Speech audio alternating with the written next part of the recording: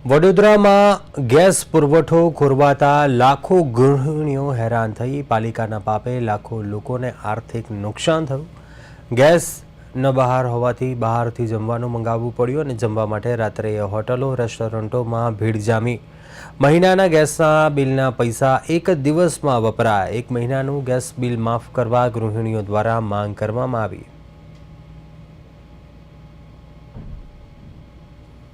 સવારે રૂટીન ટાઈમે પૂજા કરી અને હું આવી 11:15 વાગે ત્યારે ગેસ બંધ થઈ ગયો હતો। એટલે અડધી જે તૈયારી કરી હતી એ થોડી વાર રાહ જોઈ ક્યારે આવશે। પછી આ સમાચાર મળ્યા સાંજે 7 વાગે આવશે। તો પછી ત્યારની એ બધી વસ્તુ રવા દીધી, ચલો સાંજે એનો આપણે યુઝ કરીશું, પણ સાંજ સુધી બી આવ્યું જ નહીં ગેસ કનેક્શન। એટલે બપોરની વસ્તુ બી બગડી, બહારથી મંગાવવું પડ્યું, બપોરે બી બહારથી મંગાવવું પડ્યું અડધું, અને સાંજે જે હતું એ બધું મટીરિયલ બગડી ગયું। એટલા માટે સાંજે પણ ફરીથી બહારથી મંગાવવું પડ્યું। તો લગભગ જે આખા મહિનાનું ગેસનું મારું 550 કે 600 બિલ આવે છે 2 મહિનાનું, તો એ લોકોએ આ એક દિવસનો જે અમારો ખર્ચો થયો છે એનું તો કંઈક વિચારવું જ જોઈએ, કારણ કે આમાં અમારો તો કોઈ ફોલ્ટ નથી।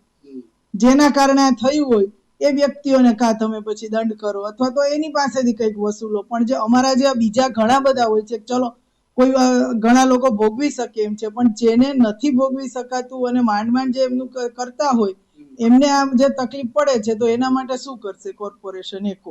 આ બિલ માફ કરે તો સારું ને, 1 મહિનાનું કરે। અમે એવું નથી કહેતા કે બધું જ કરે, પણ થોડું તો કંઈક વિચારે અમારા માટે।